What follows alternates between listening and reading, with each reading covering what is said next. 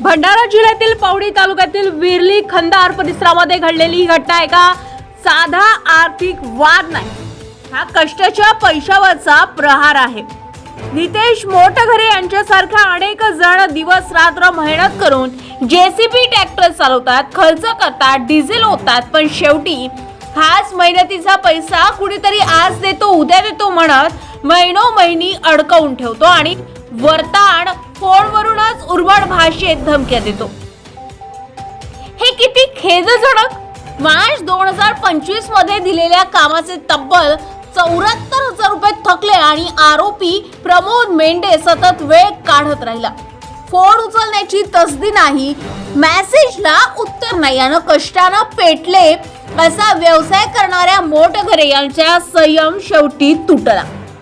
4 डिसेंबरला त्यांनी पुन्हा पैसे मागायचा प्रयत्न केला, पण यावेळी तर आरोपीने सीमाच ओलांडली।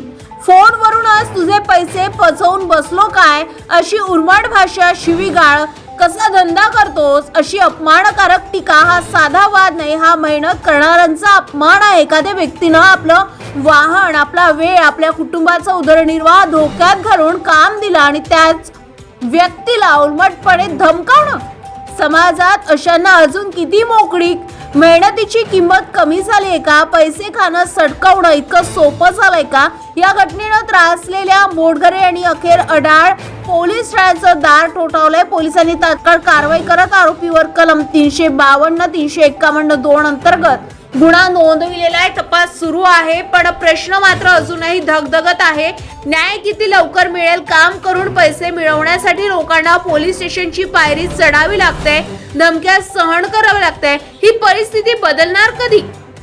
मेहनत करणाऱ्यांनी अपमान सहन करायचा आणि पैसे खाऊन बसणाऱ्यांनी दादागिरी करायची, हे चालेल का? तुम्हाला काय वाटतं? मेहनतीच्या पैशावर कुणी असं दादागिरी करू शकतं का? मोटघरे यांना त्वरित न्याय मिळायला हवा का? समाजात अशा लोकांवर कडक कारवाई होणं आवश्यक नाही का? तुमचं मत कमेंटमध्ये नक्की लिहा। तुमचं एक मत मेहनतीच्या आवाजाला ताकद देईल। गजा महाराष्ट्र 24 न्यूज करता सुधीर शिवणकर, भंडारा।